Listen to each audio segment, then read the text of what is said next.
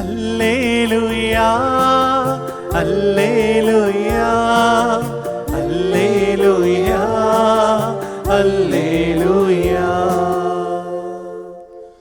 ஆண்டவர் உங்களோடு இருப்பாராக. ஆன்மாவோடு இருப்பாராக. மத்தேயு எழுதிய தூய நற்செய்தியிலிருந்து வாசகம். ஆண்டவரே மாட்சி உமக்கே. மத்தேயு எழுதிய தூய நற்செய்தி அதிகாரம் 11 இறை சொற்றொடர்கள் 25 முதல் 30 முடிய. அக்காலத்தில் இயேசு, தந்தையே, விண்ணுக்கும் மண்ணுக்கும் ஆண்டவரே, உம்மை போற்றுகிறேன். ஏனெனில் ஞானிகளுக்கும் அறிஞர்களுக்கும் இவற்றை மறைத்து குழந்தைகளுக்கு வெளிப்படுத்தினீர். ஆம் தந்தையே, இதுவே உமது திருவுள்ளம். என் தந்தை எல்லாவற்றையும் என்னிடத்தில் ஒப்படைத்திருக்கிறார். தந்தையை தவிர வேறு எவரும் மகனை அறியார். மகனும் அவர் யாருக்கு வெளிப்படுத்த வேண்டும் என்று விரும்புகிறாரோ அவருமன்றி வேறு எவரும் தந்தை அறியார் என்று கூறினார். மேலும் அவர், பெரும் சுமை சுமர்ந்து சோர்ந்திருப்பவர்களே, எல்லோரும் என்னிடம் வாருங்கள், நான் உங்களுக்கு இளைப்பாறுதல் தருவேன். நான் கனிவும் மனத்தாழ்மையும் உடையவன். ஆகவே என் நுகத்தை உங்கள் மேல் ஏற்றுக்கொண்டு என்னிடம் கற்றுக்கொள்ளுங்கள். அப்பொழுது உங்கள் உள்ளத்திற்கு இளைப்பாறுதல் கிடைக்கும். ஆம், என் நுகம் அழுத்தாது, என் சுமை எளிதாய் உள்ளது என்றார். இது கிறிஸ்துவின் நற்செய்தி. கிறிஸ்துவே உமக்கு புகழ்.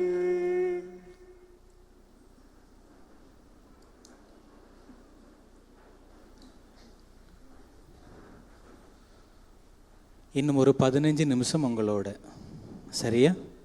15 நிமிஷம் ஒரே ஒரு சின்ன குட்டி மறையுரை. ஏற்கனவே நிறைய பேசிட்டோம், அப்படிதானே? நிறைய பேசிட்டோம். இப்போ கொஞ்சம் போல மட்டும் பேசலாம். கடவுளை தேடும் அறிவே உலகில் ஞானத்தின் முதல் நிலை. அந்த ஞானத்தில் நிலைத்து தியாகத்தில் வாழ்ந்தால் அதுவே இறைநிலை. கடவுளை தேடும் அறிவே உலகில் ஞானத்தின் முதல் நிலை. அந்த ஞானத்தில் நிலைச்சு தியாகத்தில் வாழ்ந்தால் அதுவே இறைநிலை, இல்லைன்னா புனித நிலை என்று சொல்லலாம். நீங்கள் எல்லாரும் புனிதராகணுமா? மனுஷனே ஆக முடியல, அப்புறம் எங்கே புனிதராகிறது? நீங்கள் எல்லாரும் புனிதராகணுமா? நீங்கள் எல்லாரும் புனிதராகணுமா? நல்ல மனுஷனாக இருந்தால் புனிதனாகிடலாம். அப்போ என்ன செய்யணும்? முதல்ல நல்ல மனுஷனாக வாழ்கிறேனா அப்படின்னு சொல்லிட்டு சிந்திக்க தான் இன்றைக்கி புனித பிரான்சிஸ் அசிசியார் நமக்கு ஒரு அழைப்பை கொடுக்குறார். எப்படி இவருடைய வாழ்க்கையை நம்ம வாழ்க்கையோட ஒப்பிட்டு பார்க்குறது அப்படின்னு சொல்லி பார்த்தா, அவரோட வாழ்க்கையும் நம்ம வாழ்க்கை நிறைய நேரம் ஒத்து தான் போகும். இவருடைய வாழ்க்கையை எப்படி புரிஞ்சுக்கிறது அப்படின்னு சொல்லும் பொழுது ஒரே ஒரு கருத்து மட்டும் சொல்கிறேன். நம்ம வாழ்கிற வாழ்க்கை எதற்கானது என்று என்னைக்காவது உணர்ந்துக்கிட்டோம்னா நம்ம வாழ்க்கை பயனுள்ளதாக இருக்கும். நிறைய பேருக்கு நீங்கள் வாழ்கிற வாழ்க்கை அர்த்தமுள்ளதாக இருக்கா அப்படின்னு சொல்லி கேட்டால் என்ன தெரியுமா சொல்லுவாங்க? எங்கள் ஃபாதர் பிறந்தோம், வளர்ந்தோம், கட்டுனோம், வாழ்ந்தோம், போவோம், அவ்வளோதான். அதுக்கு மேலே வேற ஒன்றும் சொல்ல மாட்டோம். ஆனால் புனித பிரான்சிஸ் அசிசியார் மட்டும் தான் எதற்காக பிறந்தேன், எதை நோக்கி வளர்கிறேன், எப்படி முன்னே செல்கிறேன், எப்படிப்பட்ட வாழ்க்கையை வாழ வேண்டும் என்பதை ஒரே ஒரு நிகழ்வில் மட்டும் உணர்ந்துக்கிட்டார். முதல்ல வாழ்க்கைனா என்ன அப்படின்னு சொல்லி ஒரு கேள்வியை கேட்க நான் உணர்த்துக்கிறேன். நிறைய நேரம் நம்ம எல்லாரும் எதை தெரியுமா நினச்சிரும்? எப்படியாவது பெரிய வீடு கட்டிடணும், எப்படியாவது நிறைய பணம் சம்பாதிச்சிடணும், எப்படியாவது நான் கட்டின மனசுக்கு நல்லா நிறைய பவுன் போட்டு நகை போட்டு அப்படி சொல்லுன்னு வச்சுக்கணும், எப்படியாவது என் பிள்ளைவளை நல்ல ஸ்கூலில் படித்து வச்சு அவனோட நல்ல அதிகாரத்தில் விட்டுட்டு நான் முதியோர் இல்லத்தில் போய் உட்காந்துக்கணும். அப்படிதான் நிறைய நேரம் நம்ம வாழ்க்கை ஓடிட்டு இருக்கு. அன்பிற்குரியவர்களே, ஒரு நாளாவது நான் இந்த வாழ்க்கையை என்னோடு வாழுகின்ற மனிதர்களோடு மகிழ்ச்சியோட, அமைதியோட, சந்தோஷமா வாழ்றேனா அப்படின்னு சொல்லிட்டு என்னைக்காவது கேள்வி கேட்டிருக்கிறோமா? பிரான்சிஸ் அசிசியார் கேட்டார். அப்போ முதல்ல வாழ்க்கைனா என்ன அப்படின்னு சொல்லிட்டு ஒரே ஒரு கேள்வியோட தொடங்கி மாவீரர் அலெக்சாண்டர் அவருடைய வாழ்க்கையில நடந்த ஒன்றை மட்டும் சொல்றேன். மாவீரர் அலெக்சாண்டர் தெரியுமா தெரியாதா? நான் வரலாற்று மாணவன், அதனால் அவரை பற்றி கொஞ்சம் தெரியும். 33 வயசு வரை தான் இந்த மண்ணுலகில் வாழ்ந்தார். 33 வயசு வரைக்கும் கிரேக்க நாட்டில் இருந்து தொடங்கி இந்தியா நாடு வரை படையெடுத்து எங்கெல்லாம் போனாரோ அங்கே இருந்த எல்லா அரசர்கள், பேரரசர்கள், சிற்றரசர்கள் எல்லாரையும் தன்னுடைய பலத்தால், படையால் அவர் என்ன செஞ்சார்? தோற்கடித்தார். எந்த அளவுக்குன்னா, அலெக்சாண்டர் படையெடுத்து வர்றார் அப்படின்னு நினைச்ச உடனேயே எல்லாரும் மண்டிட்டு, ஐயோ உங்களுடைய சண்டை போட்டு ஜெயிக்க முடியாது அப்படின்னு சொல்லிட்டு தங்களுடைய நாட்டை கொடுத்துட்டு போயிடுவாங்க.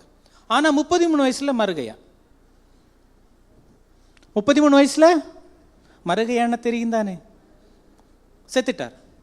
சாகிறதுக்கு முன்னாடி பெரிய நோயினால் இருக்கும்போது அவர் தன்னுடைய படை தளபதிகள்லாம் அழைச்சிட்டு அவர் அவங்ககிட்ட சொன்னாரா, நான் எப்படியும் சாகத்தான் போகிறேன், எனக்கு 3 ஆசை, அந்த 3 ஆசையை மட்டும் செய்யுங்க அப்படின்ட்டு. படை தளபதிகளுக்கெல்லாம் ஒரே இதாகி போச்சு, என்னையா நீர் எப்படி சொல்கிறீரு, மரணம் எல்லாருக்கும் வர்றது தானே, அதை ஏற்றுக்கொண்டீர், ஆனால் 3 ஆசை என்ன அப்படின்னு சொல்லி கேட்கும் பொழுது முதல்ல சொன்னார், நான் செத்தப்புறம் இந்த உலகத்தில் இருக்க மிக சிறந்த மருத்துவர்களை கொண்டு என்னுடைய சவப்பெட்டியை தூக்கிட்டு போகணும். புரியுதா? இந்த உலகத்தில் இருக்க மிகப்பெரிய சிறந்த மருத்துவர்கள்னு சொல்கிற மருத்துவர்களை கொண்டு என் சவப்பெட்டியை தூக்கிட்டு போகணும். 2வது, ஏன் சவப்பெட்டியை கொண்டு போகும் பொழுதெல்லாம் என்ன செய்யணும்? வைரம், வைடூரியம், மாணிக்கம் எல்லாத்தையும் தெருவில் வீசி எறியணும். 3வது, ஏன் கையை சவப்பெட்டிக்குள்ளே வைக்காதீங்க, கையை வெளியே வச்சுட்டு கொண்டு போங்க. எதுக்காக? இந்த உலகத்தில் நாம் யாவரும் நிரந்தரமற்றவர்கள் என்பதை எந்த மருத்துவர்களும் நம்முடைய உயிரை தக்க வைத்துக்கொள்ள முடியாது என்பதை முதலில் உணர்த்துவதற்காக. 2வது, எவ்வளவு பெரிய வசதிகள், வாய்ப்புகள், பணம், ஆடம்பரியம், பதவிகள் எல்லாவற்றையும் வைத்திருக்கிற பொழுது நாம் இறந்த பின்பு நாம் வெறுங்கையராகத்தான் போகிறோம், எதையும் நான் சேர்த்தது அனைத்தையும் கொண்டு போகவில்லை என்று சொல்லி அவருடைய மரணம் சொல்லுகின்ற பொழுது புனித பிரான்சிஸ் அசீசியாருடைய வாழ்வும் அதைத்தான் சொல்லுகிறது. மிகப்பெரிய செல்வந்தர், அவர் வாழ்ந்த அசீசு நகரிலே இவரை போல மிகப்பெரிய பணக்காரர் யாரும் இல்லையே என்று எல்லோரும் மார்தட்டி கொண்டிருக்கின்ற பொழுது ஒரே ஒரு நாள் ஆண்டவர் இயேசுவினால் தொடங்கப்பட்டு அவர் தன்னுடைய பெற்றோர்களுக்கு முன்பாக, உறவினர்களுக்கு முன்பாக, அந்த ஊரில் இருந்த எல்லோருக்கும் முன்பாக தன்னுடைய ஆடைகள் எல்லாம் கலைந்துவிட்டு வெற்று உடலோடு துறவு வாழ்க்கையை தேடி போனார். என்ன ஒரு மனநிலை பாருங்க! இன்னைக்கு நம்மளால நம்முடைய குடும்பத்தில் உள்ள துன்பங்களை ஏற்றுக்கொள்ள முடியலேண்டா, உலகை வெறுத்து கிறிஸ்துவை ஆதாயமாக்கி கொள்வதற்காக அவர் தன்னிட்ட இருந்த எல்லாத்தையும் விட்டுட்டு வெற்று உடலோடு துறவு வாழ்க்கையை மேற்கொள்ள போனவருக்கு ஒரு நாள் நல்லது நடக்கவே இல்லை. ஒரு நாள் நல்லது நடக்கவே இல்லை. அவர் துறவு வாழ்க்கையை போய்கொண்டிருக்கின்ற பொழுது அவரோடு உடன் இருந்த சகோதரர்களால் புறக்கணிக்கப்பட்டார். அவர் தொடங்கிய சபையிலே அவர் ஏற்றுக்கொள்ளப்படவில்லை. இருப்பினும் ஏற்றுக்கொண்ட இந்த நற்செய்தியை, கிறிஸ்துவை தன்னுடைய வாழ்வின் அடையாளமாக கொண்டிருந்த அவருக்கு ஆண்டவர் 5 காய வரங்களை கொடுத்தார். ஒன்னே ஒன்று, அவருடைய சபை என்ன தெரியுமா? இறைவா, அமைதியின் தூதனா என்னை உருவாக்குங்க. வேற ஒண்ணுமே கிடையாது, வேற ஒன்றுமே கிடையாது. கரெக்டாக 5 நிமிஷம்.